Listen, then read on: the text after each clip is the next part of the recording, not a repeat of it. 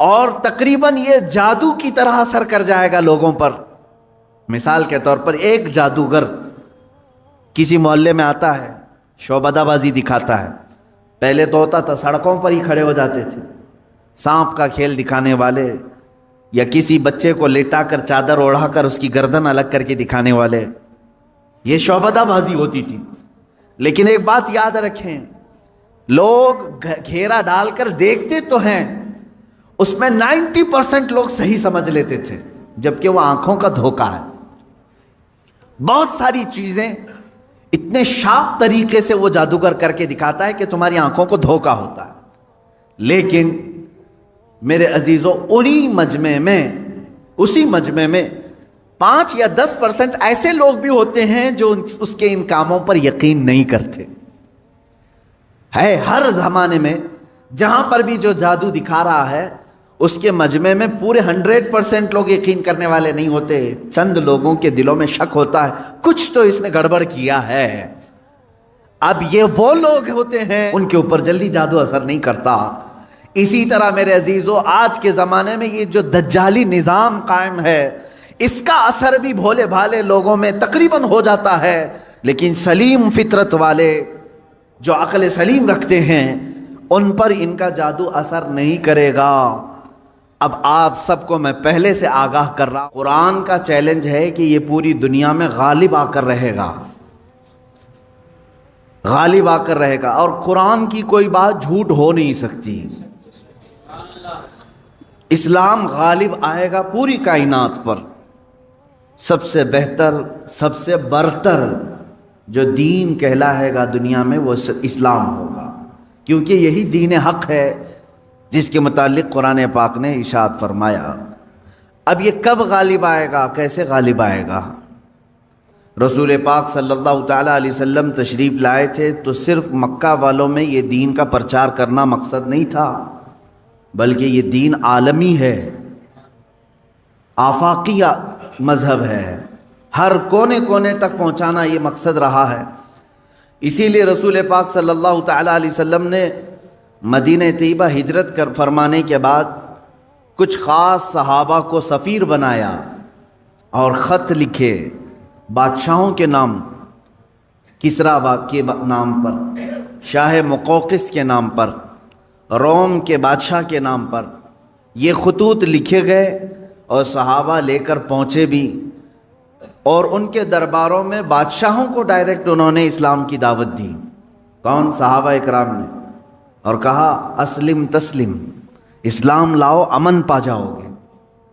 چھوٹی گلیوں میں نہیں، صحابہ نے براہ راست کس پہ تبلیغ کیا؟ بادشاہوں پر۔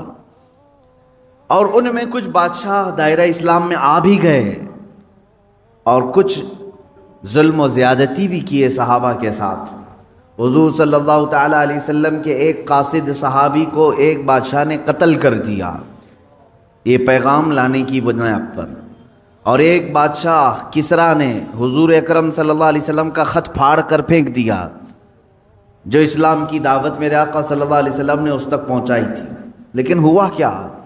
جب واپس خبر آئی مدینہ طیبہ، رسول اکرم صلی اللہ علیہ وسلم کو جب یہ خبر دی گئی تو میرے آقا نے فرمایا، دیکھنا عنقریب جس طرح اس نے میرے خط کو پھاڑا، اللہ اس کی سلطنت کو ٹکڑے کر دے گا۔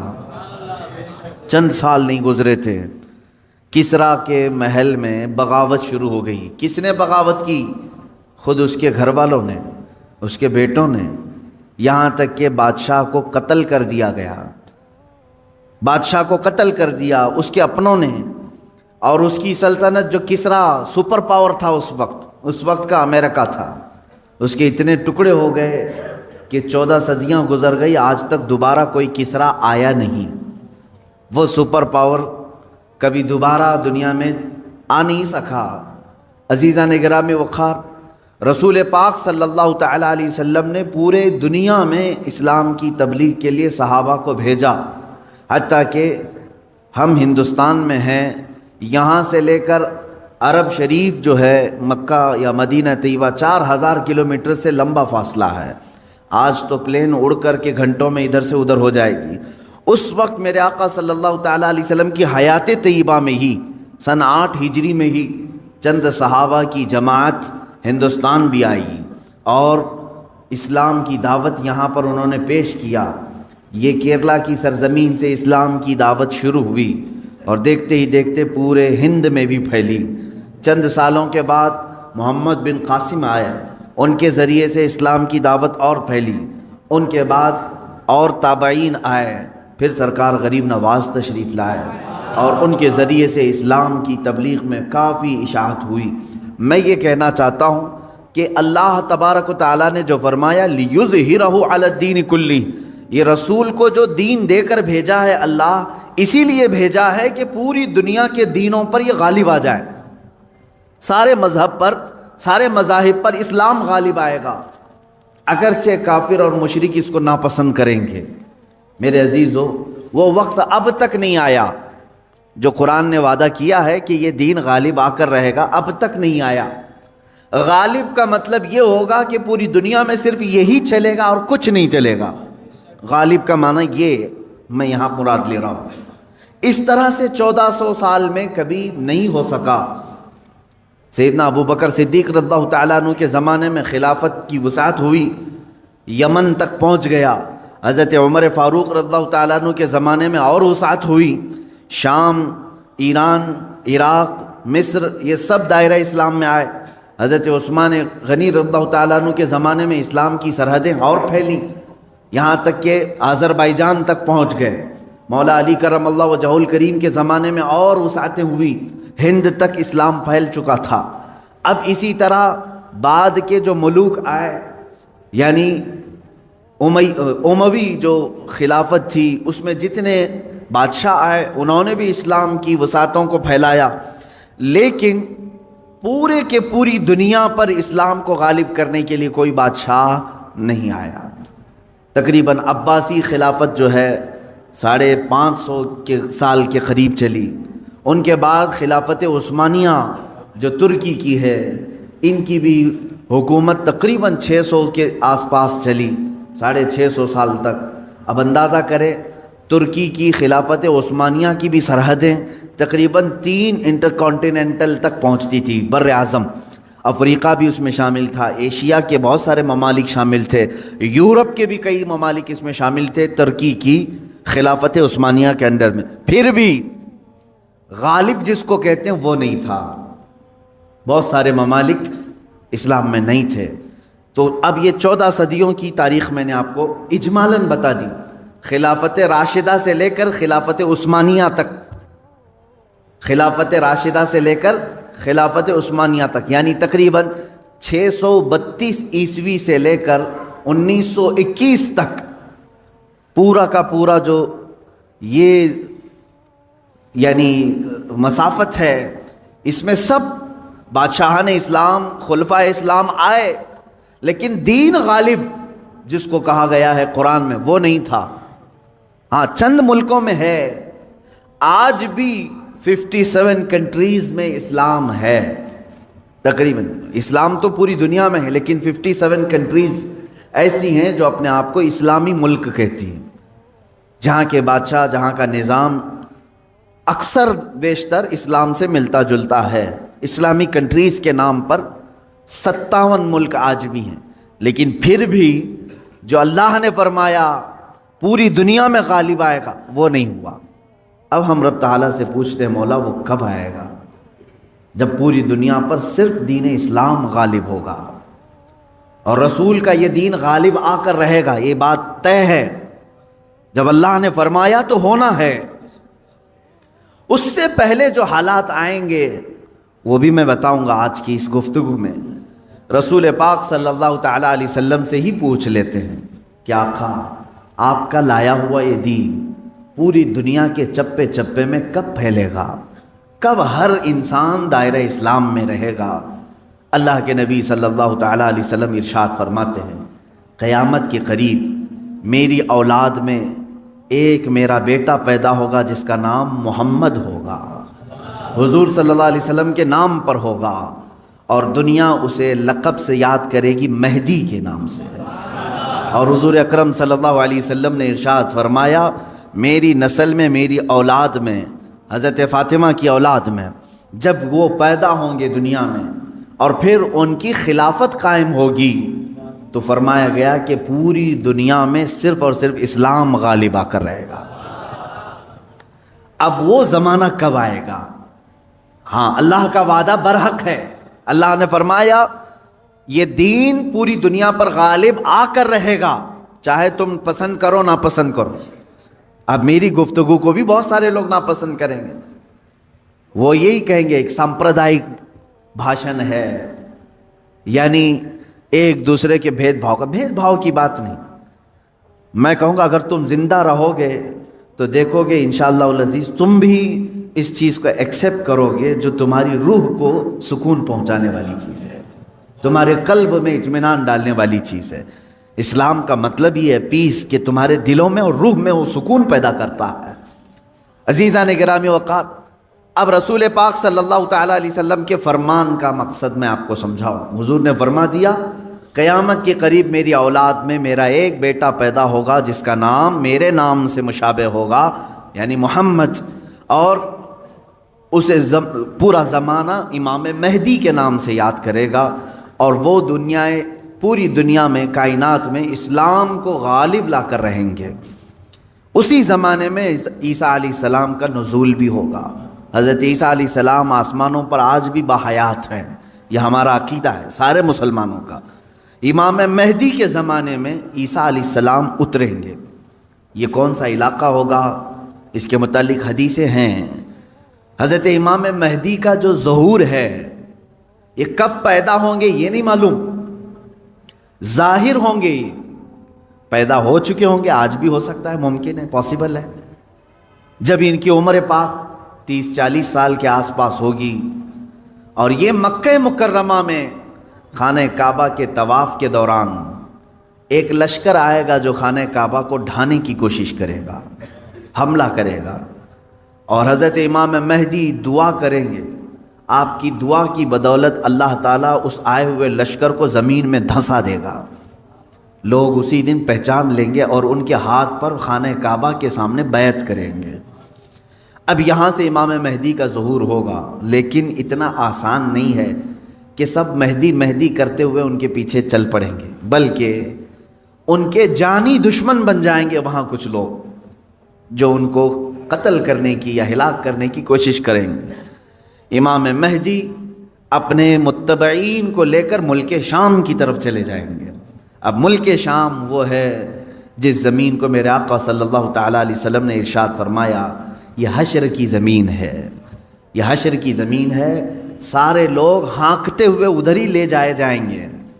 آج شام سے سب بھاگ رہے ہیں، بمباری ہو رہی ہے، لیکن میرے آقا نے فرمایا ایک زمانہ ایسا آئے گا کہ سب ہجرت کر کے ملک شام کی طرف جا رہے ہوں گے، سب جمع ہو رہے ہوں گے، ملک شام جمع ہو رہے ہوں گے، اور وہاں امام مہدی پہنچیں گے، اور وہاں آپ کی خلافت قائم ہوگی، اور عدل و انصاف اس قدر ہوگا کہ پھر وہ زمانہ آئے گا کہ شیر اور بکری ایک ساتھ چر رہے ہوں گے، کوئی ایک دوسرے پر حملہ نہیں کرے گا، اتنا امن قائم ہوگا۔ یہ رسول پاک صلی اللہ علیہ وسلم کی احادیث میں ہے۔ اب امام مہدی کی امامت کے دوران وہ فجر کا وقت ہوگا جب حضرت عیسیٰ علیہ السلام آسمان سے اتریں گے، اور جماعت کھڑی ہونے والی ہوگی، قائم ہونے والی ہوگی۔ حضرت عیسیٰ علیہ السلام ایسے اتریں گے جیسے ان کے جسم پر نہائے ہوئے قطرے ٹپک رہے ہوں۔ آپ کو حضرت امام مہدی پہچانیں گے اور آپ کو لا کر کے مصلی کی طرف بڑھائیں گے۔ نبی اللہ ہیں، روح اللہ ہیں، عیسیٰ ابن مریم سلام اللہ علیہ، قرآن پاک میں جن کے تذکرے ہیں، وہ اللہ تبارک و تعالیٰ کی نشانیوں میں سے ایک نشانی ہے، وہ عیسیٰ آئیں گے۔ اب وہ نبی جب امام مہدی ان کو آگے بڑھائیں گے، حضرت عیسیٰ علیہ السلام امامت کے لیے آگے نہیں بڑھیں گے، اور کیا فرمائیں گے؟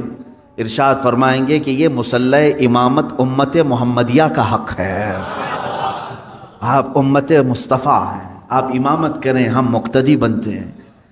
اللہ اکبر، رسول پاک صلی اللہ علیہ وسلم کے مقتدی بنے سارے انبیاء، یہ تو معلوم ہے، لیکن رسول کی ایک امتی کے مقتدی بھی عیسیٰ علیہ السلام بن رہے ہیں۔ میرے عزیزو، یہاں نبوت کا درجہ گھٹانا مقصد نہیں ہے، بلکہ یہاں امت مصطفیٰ کی فضیلت بتانا ہے۔ امام مہدی کی امامت ہوگی، اس کے بعد پھر جو دنیا میں حالات ہوں گے وہ کیا ہوں گے؟ دجال آ چکا ہوگا اور دجال اپنے فتنے پھیلا رہا ہوگا، اور اب دجال کو کون مارے گا، کون ختم کرے گا؟ سارے لوگ پریشان ہو چکے ہوں گے، قتل عام کر رہا ہوگا لوگوں کو، ایمان والوں کا۔ جو اسے خدا کہے اسے چھوڑ دے، اور جو اسے خدا نہ مانے اسے دونوں پیر پکڑ کر چیر دے یا گرم کھولتے ہوئے تیل میں ڈال دے، ظلم و ستم کی حد کر دے گا۔ کچھ لوگ ڈر کر کے کفر کر دیں گے، شرک میں مبتلا ہو جائیں گے، اور کچھ ایمان پر قائم رہیں گے، لیکن یہ زمانہ زیادہ دن تک نہیں چلے گا۔ حضرت عیسیٰ علیہ الصلاۃ والتسلیم کے نزول کے بعد عیسیٰ علیہ السلام کی جہاں تک خوشبو جائے گی یا ہوا انہیں مس کر کے نکل رہی ہوگی، تو وہ ہوا دجال کو جیسے لگے گی وہ پگھلتا جائے گا، جیسے موم آگ کی گرمی سے پگھلتا ہے۔ دجال عیسیٰ علیہ الصلاۃ والتسلیم کی دوری کی ہوا سے ہی پگھل رہا ہوگا، یہاں تک کہ مقام لد ایک جگہ ہے، اسرائیل میں ہے وہ آج، اور دنیا کا بڑا ایئرپورٹ انہوں نے وہاں پر بنایا ہے، مقام لد۔ لد کا ایئرپورٹ بھی بنا ہوا ہے، اور حدیث پاک میں ہے عیسیٰ علیہ السلام مقام لد پہ اس کو اپنے تیر سے نشانہ بنائیں گے اور قتل کر دیں گے، اور امت مصطفیٰ کا یہ آخری فتنہ بھی ختم ہو جائے گا۔ اب اس کے بعد کیا ہوگا؟ وہی آیت جو میں نے تلاوت کیا، اللہ نے فرمایا هو الذی ارسل رسولہ بالہدی ودین الحق لیظہرہ علی الدین کلہ، وہ اللہ ہے جس نے اپنے رسول کو دنیا میں بھیجا ہے ہدایت کے ساتھ اور دین حق کے ساتھ، اس لیے کہ اس رسول کا دین پوری دنیا پر غالب آ کر رہے۔ اب یہ دین غالب آئے گا دجال کے خاتمے کے بعد، امام مہدی کے ہاتھوں سے۔ ہر ملک یا ہر سلطنت جہاں کہیں تخت ہوگا وہاں پرچم صرف اسلام کا لہرا رہا ہوگا۔ وہ زمانہ آئے گا، وہ غالب ہو کر رہے گا دین، اور اللہ رب العزت نے یہ ارشاد فرمایا ہے کہ تم پر کسی اور کو پھر اللہ غلبہ نہیں دے گا۔ یہ زمانہ بھی کافی سال تک چلے گا، لیکن اس غلبہ اسلام سے پہلے کیا کیا ہونا ہے وہ بھی تو ہمیں جاننا ضروری ہے۔ آج کے وہی حالات ہیں جو مجھے اس گفتگو پر آمادہ کر رہے ہیں۔ میں نے بات تو کہہ دی، آپ کو حدیث کی روشنی میں بتا دیا کہ اسلام غالب آئے گا پوری کائنات پر دجال کے خاتمے کے بعد اور امام مہدی کے ہاتھوں سے۔ اب یہ دو بڑی نشانیاں حضور نے فرمائی، ایک تو حضور کی آل میں سادات میں امام مہدی پیدا ہوں گے، دوسرے کہ دجال آئے گا۔ یہ دونوں کا زمانہ ایک ہے۔ یہ کب ہوگا؟ کیا اس سے پہلے کچھ نشانیاں ہیں کہ دجال آنے والا ہے؟ میرے عزیزو، ہم سے زیادہ نشانیاں یہودی پڑھ کر کے انتظار میں ہیں، عیسائی پڑھ رہے ہیں۔ ایک بات یاد رکھیں، دجال کے دشمنوں میں ہم ہیں اور عیسائی ہیں۔ وہ دجال کو اپنا دشمن سمجھتے ہیں عیسائی، وہ اینٹی کرسٹ ہے، عیسائیوں کا بھی وہ دشمن ہے، لیکن یہودی اس کو اپنا مسیحا سمجھتے ہیں۔ وہ کہتے ہیں ہمیں نجات دلانے والا، ہمیں پوری دنیا میں غالب کرنے والا۔ جیسے آج ہم حدیث پاک پڑھ کر کے کہہ رہے ہیں امام مہدی آئیں گے اور پوری دنیا میں اسلام غالب ہوگا، یہودی یہ کہتے ہیں لوسیفر آئے گا یا دجال آئے گا، جس کو وہ مسیحا کہہ رہے ہیں، اور وہ ان کو نجات دلائے گا سارے ظلموں سے اور پوری دنیا میں ان کی حکومت قائم کرنے میں ان کی مدد کرے گا۔ اور اس لیے دجال کے آنے سے پہلے جو جو نشانیاں ہونی ہیں یہ یہودی خود کر کے دکھا رہے ہیں۔ کیا ہے؟ بڑی مقدس کتابوں میں یہ باتیں لکھی گئی ہیں۔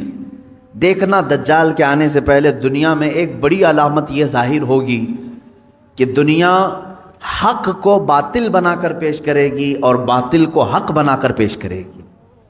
یہ ہے آج، سچ کو جھوٹ میں تبدیل کر کے دکھا دیا جائے، شعبدہ بازی، اور اچھے خاصے لوگ بھی، پڑھے لکھے لوگ بھی اس کو جھوٹ سمجھنے لگ جائیں، یعنی سچ کو جھوٹ بنانا اور جھوٹ بات کو سچ سمجھانا۔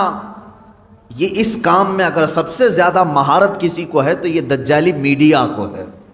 میڈیا آج دجال کے آنے کے راستے ہموار کر رہی ہے.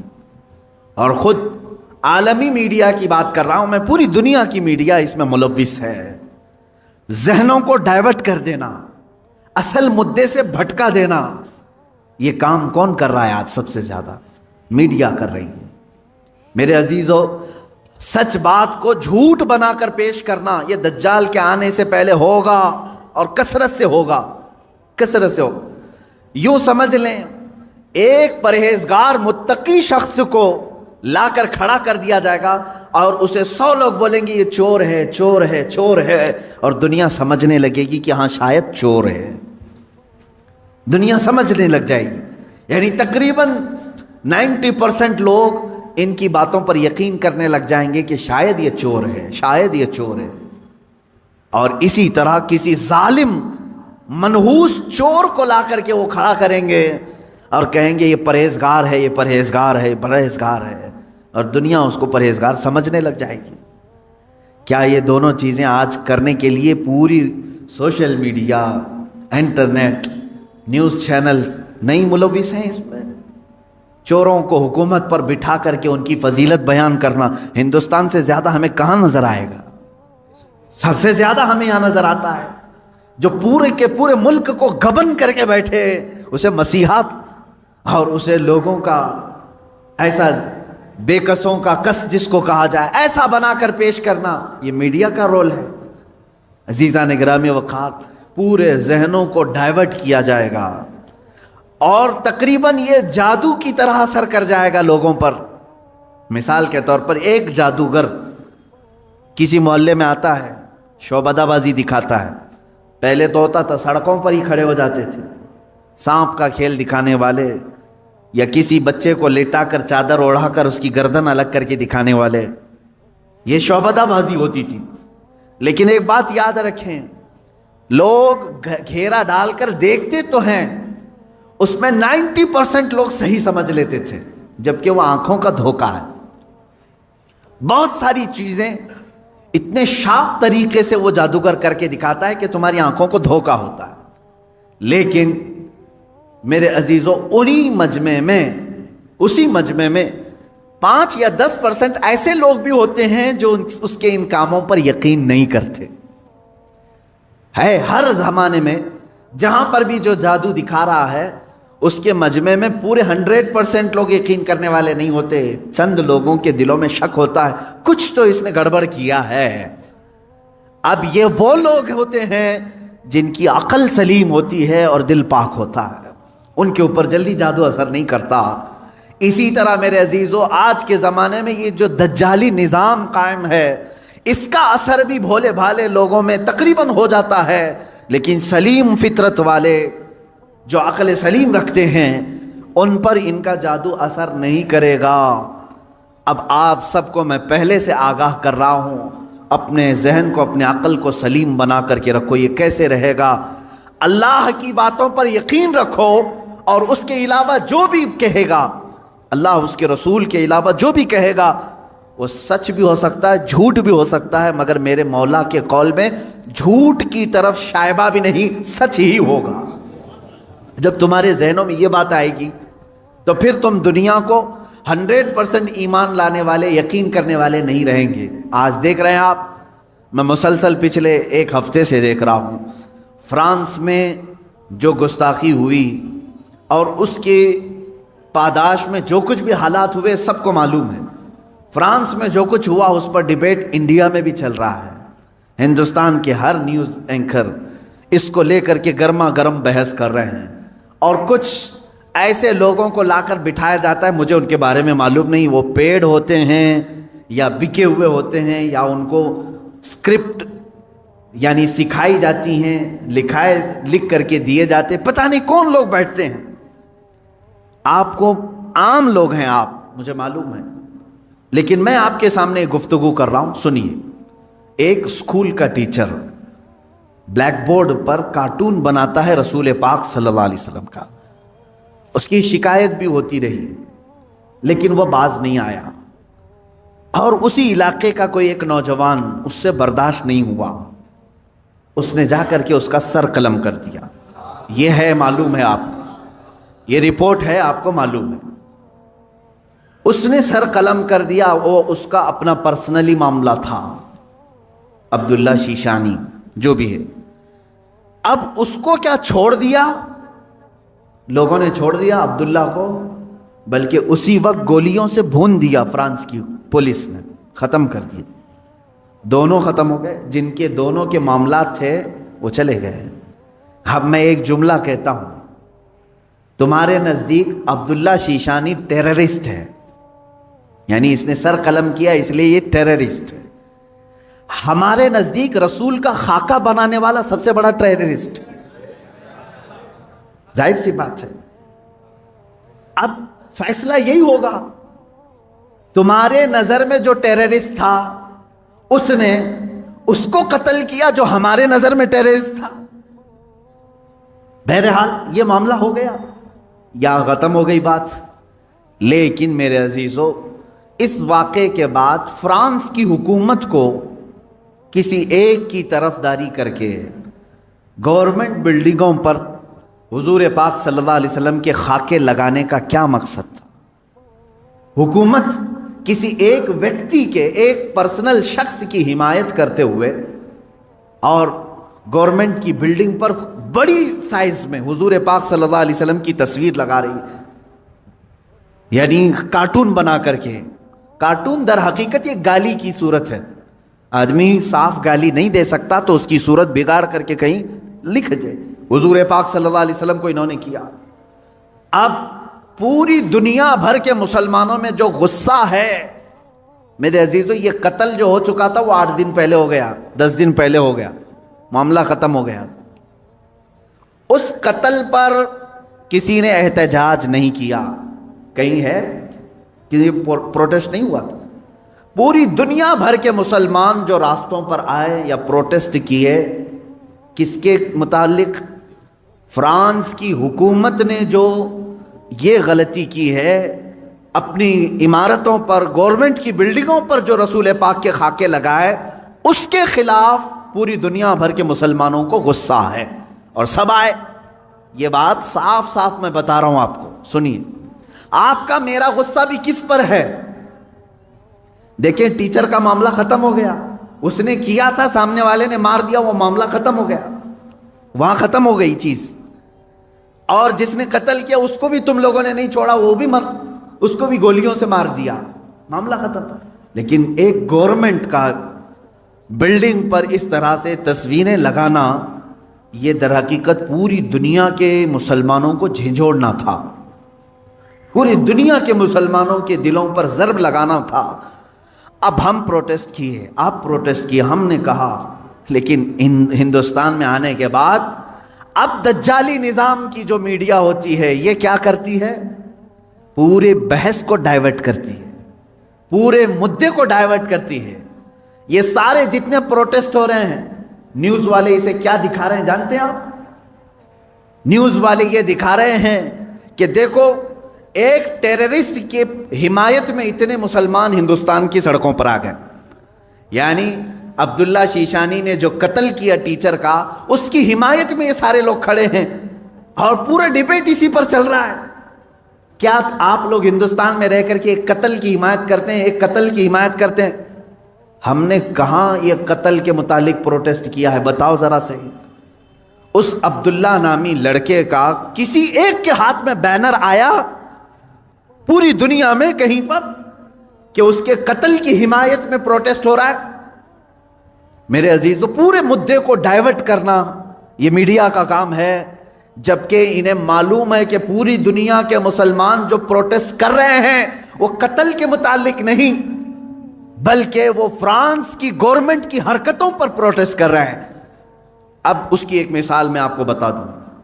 یہ میڈیا اینکرز یہ کہتے ہیں کہ فرانس کا وہ اندرونی معاملہ ہے، وہ اندرونی معاملہ ہے، وہ چاہیں ان کو فریڈم آف ایکسپریشن ہے، وہ سیکولر ہیں، وہ چاہیں تو کسی ایک ویکتی کی حمایت کریں اور بلڈنگ کی پوری تصویر لگا دیں رسول پاک صلی اللہ تعالیٰ علیہ وسلم کی تصویر سے. میرے عزیزو، اگر یہ فرانس کا اندرونی معاملہ ہے تو انڈیا میں ڈیبیٹ کیوں ہو رہا ہے؟ آپ کے نیوز روم میں یہ بحث کیوں ہو رہی ہے؟ آپ یہ سمجھیں اس زمانے کا سب سے بڑا خطرناک جال یہ میڈیا ہے، نیوز کا جو، اب ظاہر سی بات ہے یہ ہماری بھی کلپس اٹھا کر کے چلائیں گے اور پھر ہمیں بھی بتائیں بھڑکاؤ مولانا ہے، سامپردائک پھیلانے والے ہیں، ہماری گفتگو کو کاٹ کر کے پیش کریں گے، ان کا کام ہی وہ ہے۔ لیکن میں آپ کو بتاؤں کہ پورے ہندوستانی مسلمانوں کے دماغ کو ڈائیورٹ کر رہے ہیں کہ تم لوگ جو پروٹیسٹ کر رہے ہو ایک قتل کی حمایت میں کیسے پروٹیسٹ کر رہے ہو۔ ان سے کوئی بھی ڈیبیٹ میں بیٹھنے والا یہ نہیں کہہ رہا ہے، بلکہ وہاں ثابت کرنے کی کوشش کر رہے ہیں قتل ایسا ہو سکتا ہے ویسا ہو سکتا ہے۔ میرے عزیز، یہاں کہنا تو یہ چاہیے تھا قتل ہوا اور اس کے مقابل میں جس نے قتل کیا اس کا بھی قتل ہو گیا، ہم اس مدعے پر بات نہیں کر رہے ہیں، ہم تو گورنمنٹ کے خلاف بات کر رہے ہیں جو فرانس کی حکومت نے اپنی عمارتوں پر میرے آقا کی تصویر کشی کی ہے، ہم اس کے خلاف کھڑے ہیں۔ اب مجھے ایک بات بتائیں، کیا کسی ایک شخص کے کچھ ایسا قتل کرنے کی بنیاد پر پوری دنیا بھر کے 180 کروڑ مسلمانوں کے نبی کی توہین کرنا جائز ہو سکتا ہے؟ جائز ہو سکتا ہے؟ مجھے یہ بتاؤ کہ اگر کسی ایک ہندو نے ٹیرر اٹیک کیا کسی پر تو کیا کروڑوں ہندوؤں کے بھگوان کی تصویر لگا کر کے اس کی مذمت کی جا سکتی ہے؟ ہم اس کے قائل نہیں۔ ایک ہندو نے اگر ٹیرر اٹیک کیا کسی پر تو کروڑوں ہندوؤں کے رام کرشن کی تصویر کشی کرنا اس کی اجازت نہیں دیتے ہم۔ سارے مذہب کے جو دیوی دیوتا ہیں ہم ان کو کرٹیسائز کہاں کر رہے ہیں؟ عزیزان گرامی وقار، یہ اسلام ہے جو انصاف سکھاتا ہے۔ اگر کسی ایک کے ساتھ کچھ معاملہ ہوا ہے تو اس کے پورے گھر کو لے کر کے نہ گرفتار کرو، اس کے پورے دین پر انگلی نہ اٹھاؤ۔ آج یہی دنیا میں ہو رہا ہے اور پوری دنیا میں۔ مجھے تو یہ سمجھ میں نہیں آتا ان پر کیس کیوں نہیں ہوتا، یہ میڈیا اینکرز پر۔ یہ سیدھے یہ جملہ بار بار کہتے ہیں اسلامک آتنکواد نے حملہ کیا، اسلامک آتنکواد نے حملہ کیا۔ جانتے ہیں آپ، کبھی ان لوگوں نے نیوزی لینڈ میں ہونے والے اس حملے کو عیسائی آتنکوادی کہا تھا جو ایک ظالم وحشی نے بندوق سے 60-70 مسلمانوں کو جو نماز میں تھے قتل کر دیا، شوٹ کر دیا؟ کیا آپ کو نہیں معلوم اس وقت یہ میڈیا والوں نے کیا عیسائی آتنکواد کہا تھا، کرسچن ٹیررزم کہا تھا؟ کیا ہندوؤں میں سے کوئی ایسے اٹیک نہیں کیا آج تک؟ میرے عزیزو، یہاں ہندوستان میں تو تاریخ بھری پڑی ہوئی ہے۔ عبداللہ شیشانی جو تھا اس کو برداشت نہیں ہوا، اس نے سامنے والے پر حملہ کر دیا۔ کس لیے؟ اس لیے کہ اس کے نبی کی توہین تم سامنے کر رہے تھے۔ نبی تو بہت دور کی بات ہے میرے سے۔ یہاں حالات انسان کیسے ہیں، ہمارے ماں باپ پر بھی اگر کوئی گالی گلوچ کرتا ہے تو ہم خاموش کہاں بیٹھتے ہیں؟ کوئی خاموش بیٹھتا ہے؟ اٹھاتا ہے، مارتا ہے۔ تو انسان کی یہ فطرت ہے۔ لیکن اس سے بڑی آتنکوادی میں یہاں تمہیں بتاؤں جو موب لنچنگ کی شکل میں چل رہی ہے، اس کو کوئی آتنکوادی نہیں کہتا۔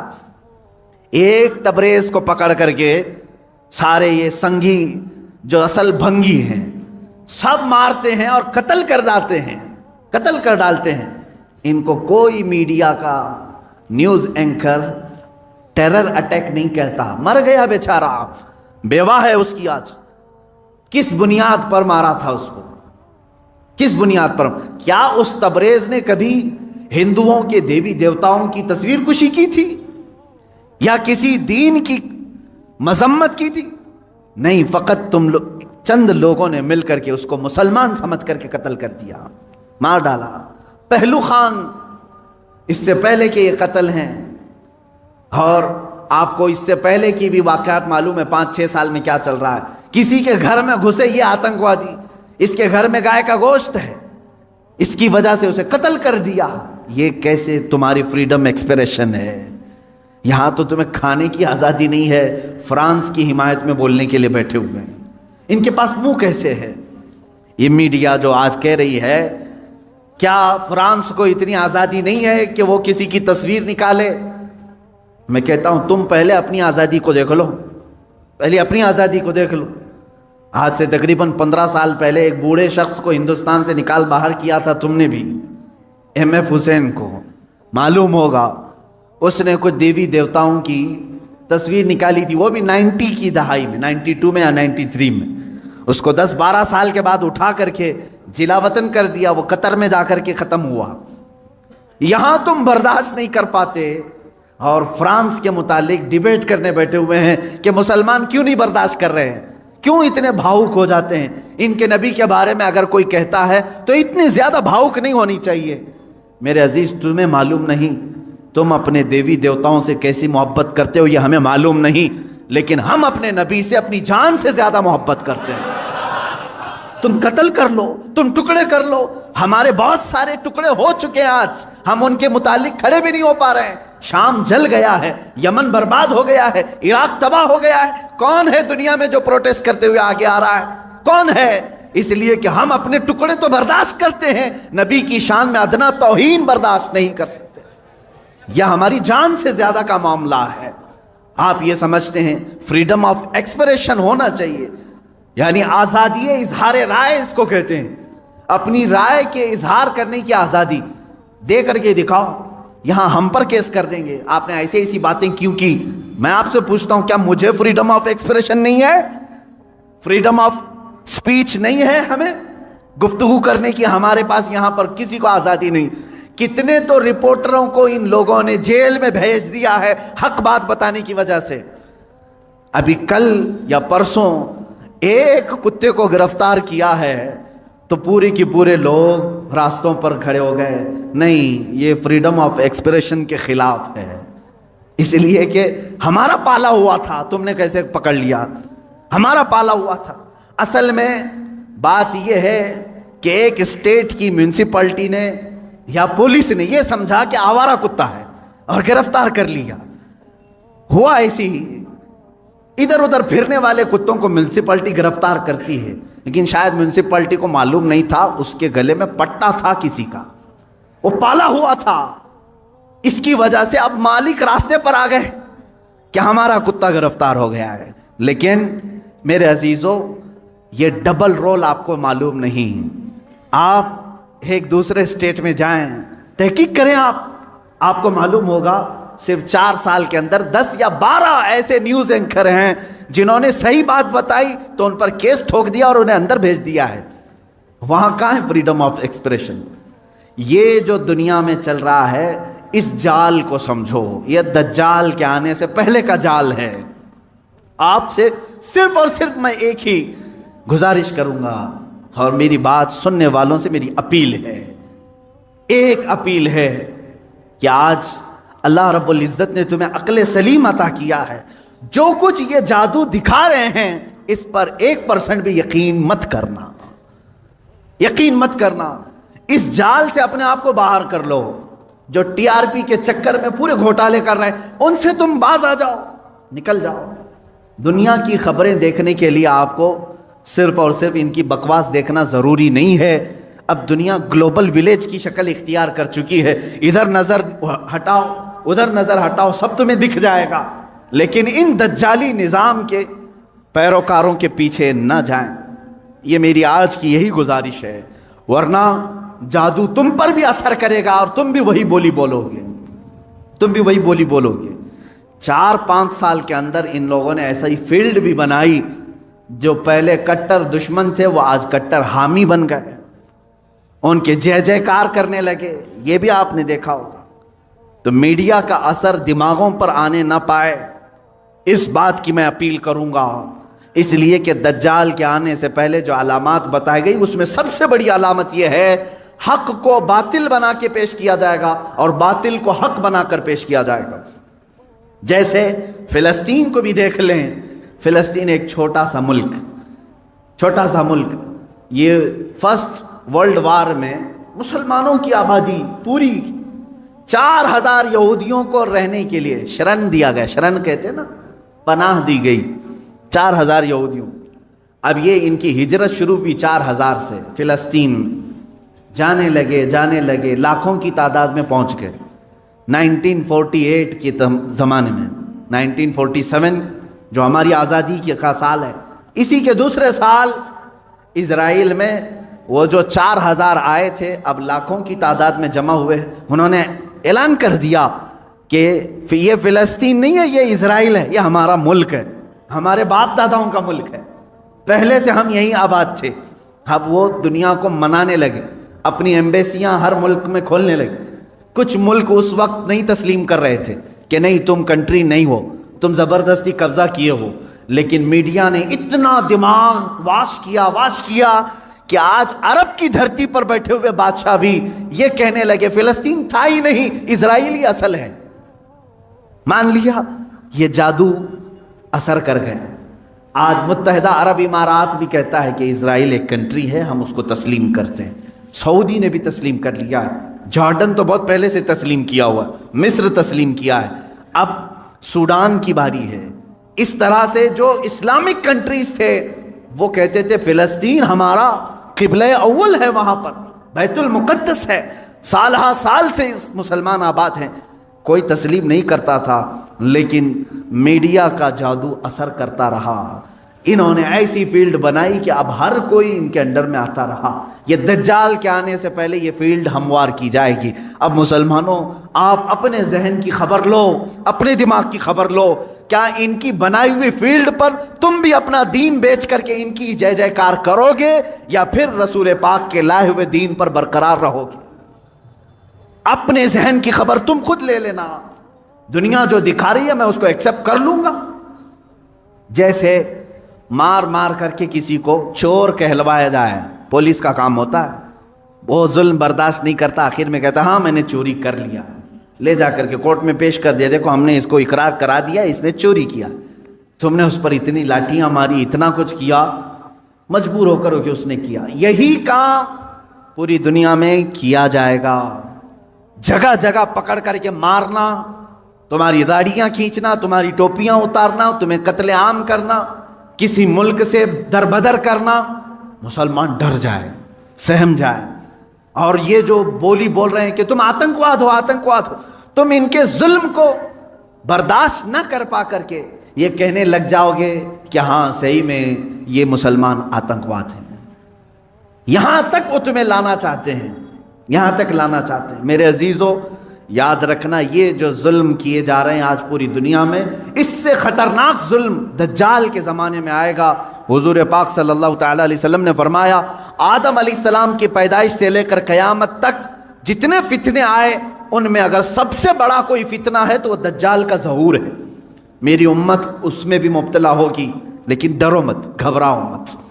دجال کے آنے کے بعد ہم بچیں گے کیسے؟ ایک بات یاد رکھنا، جس کے ساتھ اللہ ہے، رب ذوالجلال کا یقین اس کے دل میں ہے، وہ دجال کیا 100 دجالوں سے بھی بچ جائے گا۔ اور جو دجال کے فتنوں سے بچ گیا، میرے آقا صلی اللہ علیہ وسلم نے بشارت دی، وہ بغیر حساب کتاب کے جنت میں جائے۔ سارے فتنے تو دنیا میں اس نے جھیل لی، ساری مصیبتیں جھیل لیا ہے، اللہ رب العزت اسے انعام عطا کرے گا، آپ جنت کے حقدار ہوں گے۔ اس لیے اپنے ذہن کو، اپنی طبیعت کو ہمیشہ سنبھال کر کے رکھو۔ میرا دماغ اور میرا ذہن بکنے والا نہیں، اور چاہے یہ ظلم کے پہاڑ ہم پر توڑ دیں، آج ہو رہا ہے، کل ان کی باری تھی، آج ہماری باری ہے، یہ ہو سکتا ہے۔ آج ان کی باری ہے، کل ہماری باری ہے، یہ ہو سکتا ہے۔ ہم اگر اس ظلم کے شکار ہو گئے تو اے میرے سننے والوں، کبھی نہ گھبرانا، کبھی نہ گھبرانا۔ امت کے علماء جاتے رہے لیکن اسلام پھلتا پھولتا ہی رہا۔ آج اگر ہمارے خون کی اسے ضرورت ہے تو ہم اپنے خون سے اس کی سچائی کریں گے، اس لیے کہ ہم یزیدی نہیں، ہم حسینی کردار رکھتے ہیں۔ ضرورت پڑے تو اسلام کے لیے اپنے خون سے آبیاری کی جائے گی اور دین اسلام کی حفاظت کی جائے گی۔ آپ سب اپنے اختلافات کو ختم کرو، ان دجالی نظاموں پر آپ یقین کبھی مت رکھنا۔ گھر میں جاتے ہی ٹی وی آن کرنا، اس نیوز کو دیکھتے ہیں، اس نیوز کو دیکھتے ہیں، اور پھر اس کو کہیں آمنا صدقنا، ہم ایمان لایا، ہم تصدیق کرتے ہیں۔ نہ، آج کے زمانے میں جس نے اس طرح کا یقین کیا، میں سمجھتا ہوں اس نے بہت بڑی گمراہی خرید لی ہے، بہت بڑی گمراہی۔ ہاں، جب قرآن کھولنا تب کہنا آمنا و صدقنا، میں ایمان لاتا ہوں اور اس کی ہر بات پر تصدیق کرتا ہوں۔ اس لیے قرآن نے کہا ہے هو الذی ارسل رسولہ بالہدی ودین الحق لیظہرہ علی الدین کلہ ولو کرہ المشرکون۔ وہ اللہ ہے جس نے اپنے رسول کو ہدایت کے ساتھ بھیجا ہے اور ایک حق دین دے کر کے بھیجا ہے، اس لیے بھیجا کہ اس رسول کا دین پوری دنیا میں غالب آ کر رہے گا، پوری دنیا میں غالب آ کر رہے گا انشاءاللہ العزیز۔ وہ دن آئے گا جب ہر گھر پر، ہر پارلیمنٹ پر پرچم اسلام لہرا رہا ہوگا، میرے نبی کا، مصطفیٰ کریم صلی اللہ تعالیٰ علیہ وسلم کا نظام بول رہا ہوگا۔ اللہ رب العزت سے ہم یہ دعا کرتے ہیں کہ مولا اگر ہماری قسمت میں وہ دن لکھے ہوں تو ضرور ہمیں ان دنوں تک زندہ رکھ اور ہماری عمر کو اتنی طویل کر کہ ہم کائنات عالم میں پرچم اسلام کو لہراتے ہوئے دیکھ سکیں، ہمارے دلوں کو سکون ہو سکے۔ اے قدیر و جبار خدا، اگر ہم غریبوں کے حصے میں کوئی چیز تو لکھنا رکھا ہے تو بس تیری ذات سے یہ امید رکھتے ہیں، تیرے فضل سے یہ یقین رکھتے ہیں کہ ہمیں امام مہدی کی فوج میں شامل فرما دے، ان کی خلافت میں ہم سب کو شامل فرما دے۔ مختصر زندگی کی جو مہلت اللہ نے ہمیں عطا فرمائی، اللہ اس میں صالح اور نیک اعمال کی ہم سب کو توفیق عطا فرمائے۔ زندگی اور موت اللہ جل شانہ کی تخلیق کردہ مخلوقات ہیں۔ سورہ الملک کا ابتدائیہ ہے، الذی خلق الموت والحیات لیبلوکم ایکم احسن عملا۔ اس نے زندگی اور موت دونوں کو اس لیے پیدا کیا ہے کہ وہ تمہیں پرکھے، امتحان کرے تمہارا کہ تم میں سے اچھے اعمال کون بجا لاتا ہے۔ یہ بات ذہن نشین رکھیں کہ زندگی کے خاتمے کا نام موت ہے، تو موت پھر زندگی کے بعد ہوتی ہے، لیکن یہاں اللہ نے موت کا ذکر تذکرہ حیات سے مقدم فرمایا ہے۔ الذی خلق الموت والحیات، یہ نہیں فرمایا کہ اس نے زندگی اور موت کو پیدا کیا، وہاں موت کا ذکر اس نے زندگی سے پہلے کیا۔ تو یہ اس لیے تاکہ لوگوں کو تنبیہ ہو سکے کہ موت اگرچہ زندگی کے اختتام کا نام ہے، لیکن اس کا تذکرہ پہلے کر کے اس کا یقینی ہونا اور اس کا بہر صورت روح پذیر ہونا اس کو بیان کیا گیا ہے، تاکہ غافل کو تنبیہ ہو سکے کہ بہرحال موت اپنے وقت معین پر ضرور آئے گی اور موت سے چھٹکارا، رستگاری اور بھاگنے اور فرار ہونے کا کوئی راستہ نہیں مل پائے گا۔ اقبال نے کہا تھا، موت ہے ہنگامہ آرا کلزم خاموش میں، ڈوب جاتے ہیں سفینے موج کی آغوش میں۔ تو اللہ نے جو ہمارے لیے زندگی اور موت کا مرحلہ رکھا ہے، یہ ہماری تنبیہ کے لیے رکھا ہے۔ اور اگر موت بھی ہماری نظروں سے اوجھل ہوتی جس طرح معاد ہماری نظروں سے اوجھل ہے، تو جس طرح لوگوں نے آخرت کا انکار کر دیا تو لوگ موت کا بھی انکار کر دیتے۔ دنیا کے اوپر کتنے لوگ ہیں جنہوں نے معاد کا، آخرت کا، مرنے کے بعد دوبارہ اٹھنے کا ڈٹ کے انکار کیا ہے۔ اس میں قریش مکہ پیش تھے، لیکن آج تک کسی دھرم نے، کسی فرقے نے، کسی الہامی یا غیر الہامی مذہب نے موت کا انکار نہیں کیا۔ اس لیے نہیں کیا کہ موت آنکھوں کے سامنے وہ دیکھ پاتے ہیں۔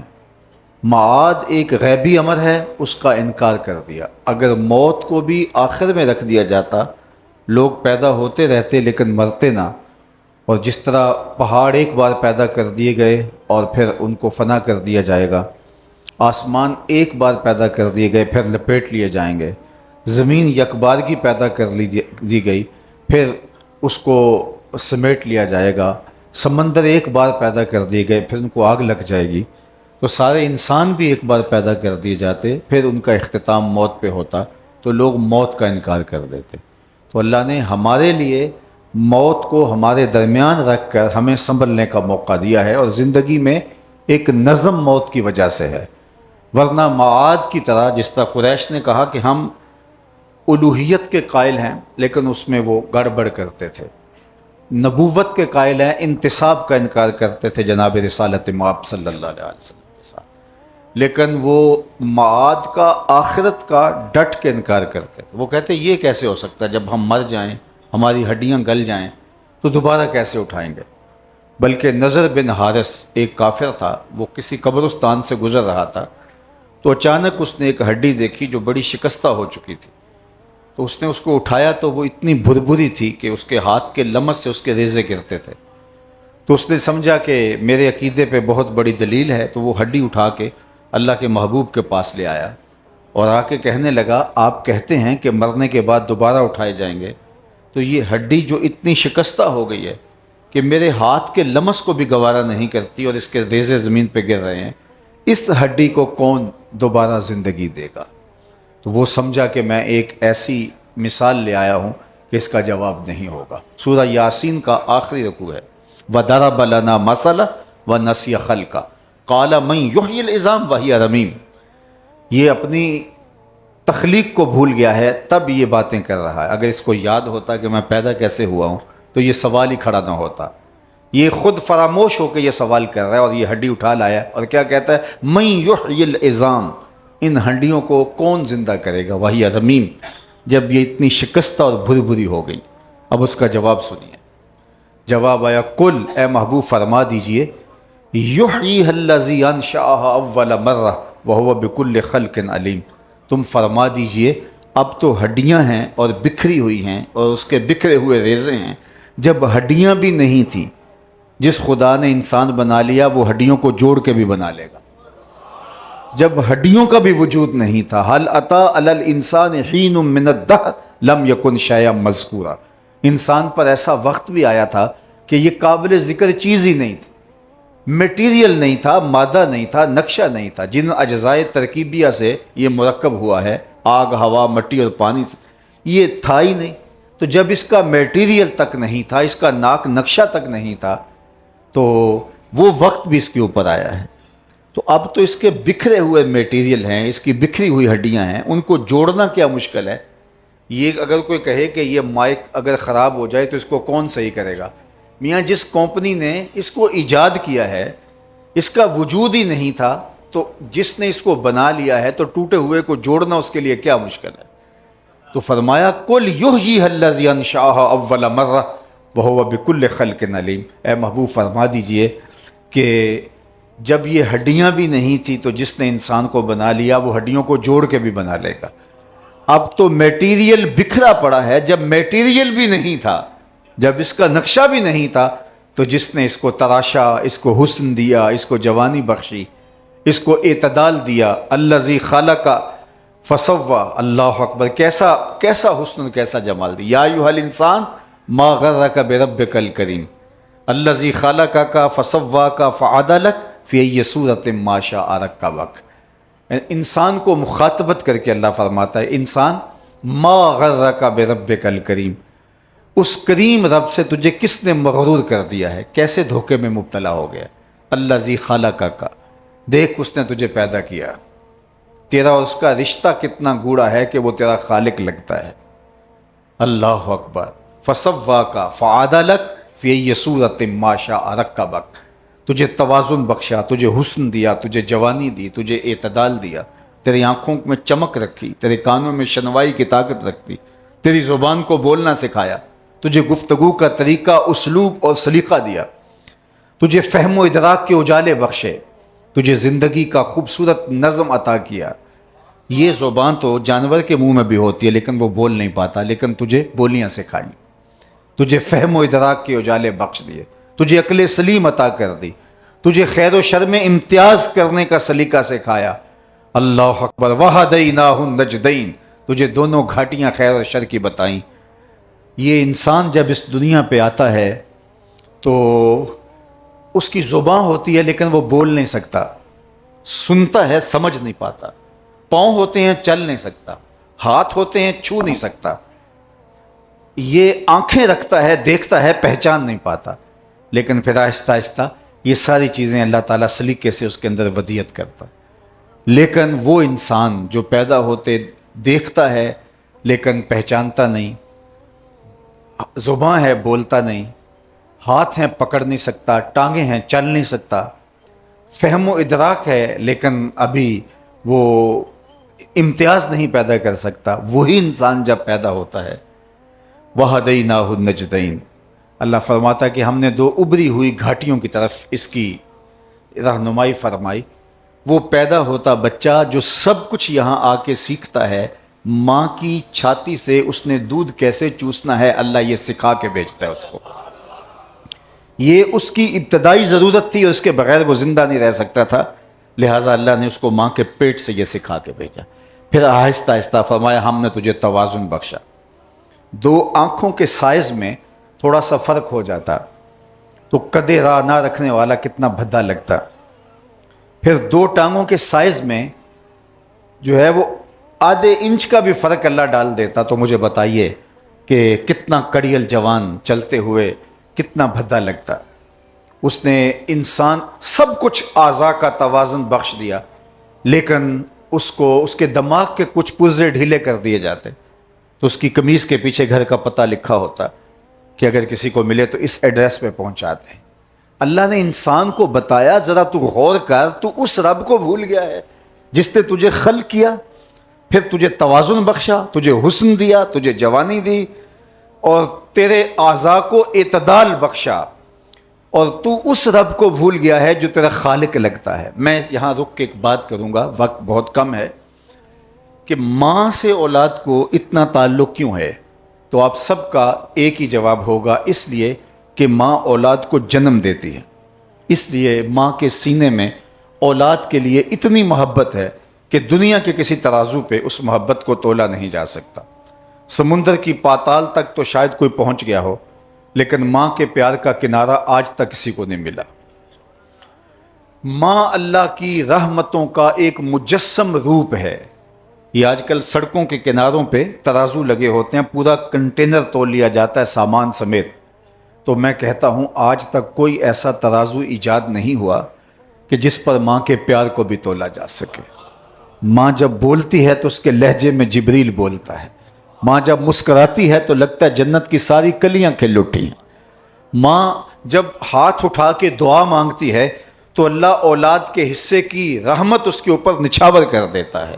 اور یہ نہیں ہے کہ ماں رابعہ بصریہ ہو تو پھر ہی اس کی دعا قبول ہوتی ہے. اپلے تھاپتی ہوئی ماں، گوبر سے بھرے ہوئے ہاتھ بھی اٹھا دے اللہ انہیں بھی خالی نہیں موڑتا. اللہ نے ماں کے سینے کے اندر وہ درد، وہ درک، وہ محبت، وہ تڑپتی ہوئی ممتا رکھی ہے. میں آپ سے پوچھتا ہوں کہ ماں کو اتنا پیار کیوں ہے؟ آپ کا جواب ایک ہی ہوگا، اس لیے کہ ماں نے اولاد کو جنم دیا ہے. جس نے جنم دیا ہے وہ اتنا پیار کرتی ہے تو جس نے خلق کیا ہے وہ کتنا پیار کرتا ہوگا. ماں نے جنم دیا ہے، خلق نہیں کیا، تخلیق نہیں کیا. تو اگر کوئی ماں کا دروازہ چھوڑ کے بھاگ جائے تو ماں کہتی ہے پتر آجا واپس، اتنی ٹھنڈی چھاؤں تجھے کہیں نہیں ملے گی، اتنی آسودگی تمہیں کہیں نہیں ملے گی، در بدری کی ٹھوکریں کھائے گا، دھکے کھائے گا، آجا پلٹ کے. مالک کی دہلیز کو چھوڑ کے جاتا ہے تو مالک کی آواز آ رہی ہے یا ایھا الانسان ما غرک بربک الکریم، او پلٹ کے بھاگ کے جانے والے آجا پلٹ کے، تیرا رب بڑا ہی کریم ہے. اللہ اکبر. وہ یہ نہیں کہے گا کہ تو نے اتنے جرم کیے، بس اتنا کافی ہے کہ تو پلٹ کے آ گیا. بلکہ حدیث پاک میں آتا ہے، اللہ کے محبوب نے اس کو ایک مثال سے سمجھایا. فرمایا ایک بندہ سفر کر رہا تھا اور سفر کرتے ہوئے گرمی کی شدت تھی اور تا حد نگاہ لک و دک صحرا تھا. تو صحرا کے اندر ایک درخت تھا تو اس نے کہا چلو میں تھوڑی دیر کے لیے سستا لوں اور دوپہر کاٹ لوں. تو اپنا اونٹ سامان اس نے اپنا اونٹ باندھ دیا ساتھ اور خود وہاں لیٹ گیا. نیند گہری آ گئی. تھوڑی دیر کے بعد جب جاگا تو کیا دیکھا کہ ماں ساز و سامان کے اونٹ ہی غائب ہے. اور صحرائی سفر میں اگر اونٹ ہی گم ہو گیا اور اس کے اوپر پانی بھی ہے، اس کے اوپر کھانا بھی ہے، تو سیدھی سیدھی بات ہے زندگی چلی گئی. وہ بھاگا دوڑا نشانوں پہ ڈھونڈتا رہا لیکن اونٹ نہیں ملنا تھا، نہ مل پایا. تو وہ بیچارہ نڈھال ہو کے واپس اسی درخت کے پاس پھر آ گیا اور لیٹ گیا موت کے انتظار میں کہ ظاہر ہے اب تو سوائے موت کی اور کوئی چارہ نہیں ہے.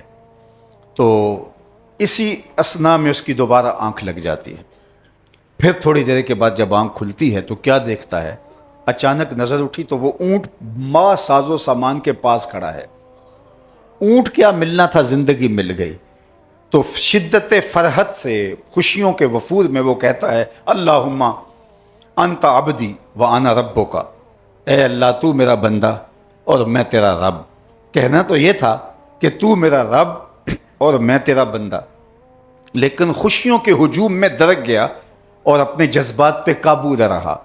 جب بھی تیری قربت کے امکان نظر آئے ہم اتنے خوش ہوئے کہ پریشان نظر آئے۔ کبھی ایسا ہوتا ہے کہ خوشیوں کے وفور میں، وہ کیا کسی نے کہا تھا، کسی کے آنے سے ایسے ہوش اڑے ساقی کے، شراب سیخ پہ ڈالی اور بوتل میں کباب۔ کہنا یہ تھا کہ مالک تو میرا رب اور میں تیرا بندہ، تو نے میرے اوپر کتنا کرم فرمایا اور کتنی بندہ نوازی کی۔ لیکن خوشیوں کے وفور میں اس کی زباں بل کھا گئی اور وہ درک گیا، اور کیا کہتا ہے اللہم انت ربی انت عبدی وانا ربک، اللہ تو میرا بندہ اور میں تیرا رب۔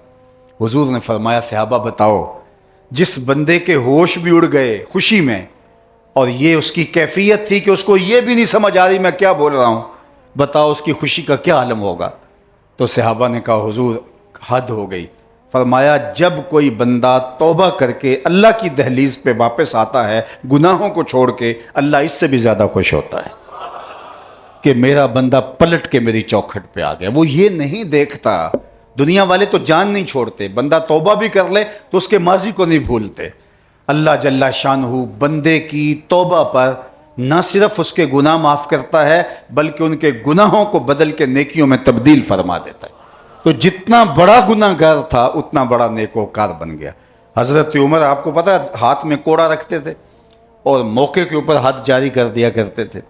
تو ایک شرابی ہاتھ میں بوتل پکڑی ہے اور وہ آ رہا تھا، اچانک گلی کا موڑ کاٹا تو آگے حضرت عمر تھے، تو دہل گیا اور سچی توبہ کرتے ہوئے کہا مالک آج عمر کے قہر سے بچا لے، ساری زندگی شراب نہیں پیوں گا۔ اتنے میں حضرت عمر سر پہ پہنچ گئے اور کڑک کے کہا یہ کیا تیری بغل میں؟ اس نے ایسے چھپا لی چادر میں، تیری بغل میں کیا ہے؟ تو اس نے کہا حضور سرکہ ہے، تھی تو شراب؟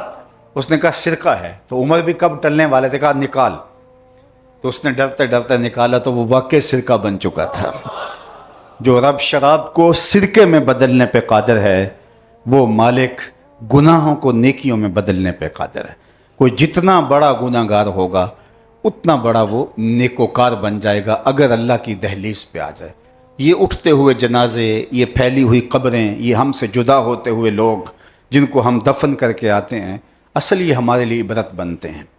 آج وہ چلے گئے اور ہم ان کے لیے جمع ہو رہے ہیں، کل ہم بھی قبر میں اترنے والے ہیں۔ اللہ اکبر، اللہ قبر بھی نصیب کر دے، ورنہ کئیوں کو قبر بھی نصیب نہیں ہوتی۔ 2 گز زمین جو سرمایہ ہے وہ بھی اگر نصیب ہو جائے تو غنیمت ہے، ورنہ کتنے لوگ ہیں کہ جنہیں قبر بھی نصیب نہیں ہوتی۔ تو قبل اس سے کہ وہ وقت آئے مجھے اور آپ کو ان مرنے والوں سے عبرت حاصل کر کے اخروی زندگی کے لیے اچھے اعمال کا ذخیرہ کرنا چاہیے، اور یہ زندگی اس طرح گزارنی چاہیے کہ آخرت کی بہتری کی یہ زندگی ضامن بن جائے۔ یہ مختصر زندگی ہے، یہ بہت لمبی زندگی نہیں ہے۔ آج کل جو ایوریج زندگی ہے اس امت کی وہ 60 سے 70 سال بتائی گئی ہے، اور اس وقت جو ہمارے ملک میں اور ان علاقوں کے اندر جو ایوریج نکالی گئی ہے وہ 45 سال نکالی گئی ہے۔ لیکن چلو 60-70 سال اس امت کی عمریں ہیں، اور اگر 60 سال بھی عمر لگائیں تو اس میں روزانہ تیسرا حصہ یعنی 24 گھنٹوں میں 8 گھنٹے تو ہم سوتے ہیں، تو 20 سال تو سو کے گزرے ہیں، باقی 40 سال بچے ہمارے پاس اگر 60 سال ہے بھی۔ ان میں سے بچپن کے دھکے نکال لو، مدہوشیاں نکال لو، کچھ بے ہوشیوں میں، کچھ بڑھاپے میں، کچھ دھکے میں، کچھ بچپن کی مدہوشیوں میں، تو یہ 25 سال ہم نے احتیاط سے گزارنے ہوتے جو نہیں گزار پاتے۔ اور آخرت کی زندگی صرف ایک دن قرآن نے بتایا، صرف ایک دن، پوری زندگی نہیں، مقدارہ 50,000 سنہ، حشر کا جو ایک دن ہوگا اس کی مقدار 50,000 سال کے برابر ہوگی۔ 50 سال کے برابر نہیں، 50-100 سال کے برابر بھی نہیں، 50,000 سال کے برابر ایک دن، اور یہ ساری زندگی 25 سال کے برابر۔ ذرا بتائیے اس زندگی کے مقابلے میں اس زندگی کو رکھیں تو اس کے پلے بچتا بھی کیا ہے؟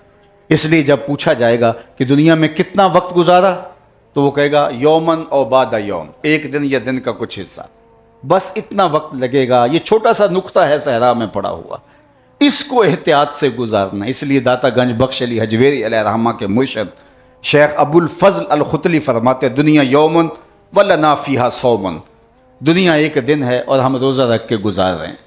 جو زندگی کو روزے کی طرح گزارے گا آخرت عید کی طرح ملے گی، اور جس نے زندگی کو عیاشیوں میں گزارا تو پھر آخرت اس کے لیے تیار کھڑی ہے، اور وہ دن بہت سخت دن ہے. صرف ایک دن ہی 50,000 سال کا ہے. اس کے بعد جنتی جنت میں، جہنمی جہنم میں. اور جنتیوں کے دل میں ایک کھٹکا ہوگا کہیں موت نہ آ جائے اور یہ نعمتیں چھن نہ جائیں، اور جہنمیوں کے دل میں ایک موہوم سی امید ہوگی کبھی موت آئے تو جان چھوٹے. پھر محشر کے میدان میں اللہ موت کو مینڈے کی شکل میں لائے گا مجسم صورت میں، اور پھر اس کو ذبح کر دیا جائے گا. جنتی جنت سے دیکھ رہے ہوں گے اور جہنمی جہنم سے دیکھ رہے ہوں گے. جب جہنمی موت کو بھی ذبح ہوتا دیکھیں گے تو اگر موت مر نہ گئی ہوتی اور موت کی گردن پہ چھری نہ پھیر دی گئی ہوتی تو یہ صدمے سے مر جاتے جہنمی. اور اگر موت کو موت نہ آئی ہوتی، حدیث میں آتا ہے کہ جنتی خوشی سے فوت ہو جاتے. اتنی انہیں خوشی ہوتی تو خوشی سے مر جاتے، لیکن چونکہ موت کو موت آ چکی ہے، اب ایک ایسی زندگی شروع ہونے والی ہے جس کا نقطہ انجام نہیں. یہ جتنی بھی پریشانیوں سے بھری ہوئی زندگی ہو آخر ختم ہو جائے گی نا. وہ میر تقی میر نے کہا تھا وہ ریشموں کا خواب میں سر مست ہیں تو کیا ہوا، رات اس کی بھی کٹ گئی جو کہ اور تھا. برہنہ بدن تھا، سردیوں کی لمبی رات تھی، اور جسم پہ زخم تھے، بخار سے بدن جل رہا تھا، اور کوئی سرد ریت پہ پھینک گیا تو کتنی مشکل ہے اوکھی ساری رات کاٹنی. لیکن اس رات کی سحر ہے، سپیدہ سحر نمودار ہوگا. وہ رات کتنی بھی طویل ہو جائے اس بیمار کے لیے تو وہ کٹ تو جائے گی نا، صبح چڑھنی تو ہے نا، لیکن وہ رات پڑ گئی تو اس کی صبح نہیں ہے، چونکہ موت کو بھی موت آ چکی ہوگی. دانش مند کون ہے؟ جو اپنی آخرت کو سنوارتا ہے. آخرت کو سنوارنے کا یہ معنی نہیں کہ دنیا کو برباد کیا جائے، دنیا کو بھی اچھا رکھا جائے اور آخرت کو بھی اچھا رکھا جائے. اللہ کے محبوب کی خدمت میں ایک صحابی آئے اور حدیث پاک میں آتا ہے وہ چوزے کی طرح کمزور تھے. فرمایا تم اتنے کمزور ہو، تم نے اللہ سے کوئی دعا تو نہیں مانگی تھی؟ کہا جی میں نے ایک دعا مانگی تھی، لگتا ہے وہ قبول ہو گئی ہے. کیا دعا مانگی تھی؟ میں نے کہا تھا مالک آخرت کے حصے کے جو دکھ ہیں وہ دنیا پہ ڈال دے تاکہ میری آخرت صاف ہو جائے. تو بہت بیماریاں، تکلیفیں، پریشانیاں ہیں جنہوں نے مجھے گھیرا ہوا ہے، اور میری یہ حالت جو آپ ملاحظہ فرما رہے ہیں آپ کے سامنے. تو حضور نے خوشی کا اظہار نہیں کیا کہ چلو اس نے آخرت بچا لی، دنیا جیسے بھی تیسے بھی گزر ہی جائے گی. حضور ناراض ہوئے اور فرمایا تو نے یہ کیوں کہا کہ آخرت کے حصے کے دکھ دنیا پہ آ جائیں؟ تو نے یہ کیوں نہیں کہا ربنا آتنا فی الدنیا حسنۃ وفی الآخرۃ حسنۃ؟ اللہ وہ جہاں بھی بہتر کر دے، یہ جہاں بھی بہتر کر دے. مومن دونوں جہاں کی اچھائی چاہتا ہے، لیکن جب دو جہانوں میں سے ایک جہاں کو اختیار کرنے کا موقع آ جائے تو اس کی ترجیح آخرت ہوتی ہے. غافل کی ترجیح دنیا ہوتی ہے. بل تؤثرون الحیات الدنیا والآخرۃ خیر وابقی. جو غافل ہے وہ دنیا کو ترجیح دیتا ہے، آخرت کو پیچھے ڈال دیتا ہے، کہتا ہے دیکھی جائے گی. لیکن جو سمجھدار ہوتا ہے وہ کہتا ہے یہ تو گزر جائے گی. گناہ ختم ہو جاتا ہے، گناہ کی لذت ختم ہو جاتی ہے لیکن گناہ باقی رہتا ہے. نیکی کی تلخی ختم ہو جاتی ہے لیکن نیکی باقی رہتی ہے. تو یہ مختصر زندگی میرے اللہ نے جو ہمیں ودیت کی ہے، اس کو اس کی یاد کے لیے، اس کے ذکر کے لیے بسر کریں، قبل اس سے کہ وہ وقت آئے کوئی حجت باقی نہ رہے اور ہم پچھتاتے رہ جائیں. آج کا پچھتاوا کل کی بہتری کا ضامن ہے، اور کل کا پچھتاوا سوائے حسرت بڑھانے کے اور کچھ نہیں ہے. وہ کیا کسی نے کہا تھا وقت پر کافی ہے ایک قطرہ بھی آب خوش ہنگام کا، جل گیا جب کھیت برسا می تو پھر کس کام کا. آج بوائی کا موسم ہے، آخرت کٹائی کا موسم ہے. آج تخم عمل ڈال لیں گے تو اس کا پھل آخرت میں پا لیں گے، لیکن بوائی کے موسم میں جس کسان نے نہ ہل جوتا، نہ بیج ڈالا، نہ جڑی بوٹیاں تلف کی، کٹائی کے موسم میں اس کے ہاتھ میں کچھ نہیں ہوگا. یہ دنیا بوائی کا موسم سمجھیں اور آخرت کٹائی کا موسم سمجھیں. اس دنیا کو آخرت کی کھیتی کہا گیا ہے. بونا آپ نے یہاں ہے، کاٹنا وہاں ہے. تو اس مختصر زندگی کو اللہ کی یاد میں، اس کے ذکر میں، سچی توبہ کے ساتھ، 5 گانا سجدوں کے ساتھ، رکوع و سجود کے ساتھ، ذکر و فکر کے ساتھ بسر کرنے کی عادت ڈالیے. اللہ تعالیٰ کی بارگاہ میں دعا ہے کہ ہمارے مرحوم بھائی کو کروٹ کروٹ جنت کی بہاریں نصیب فرمائے.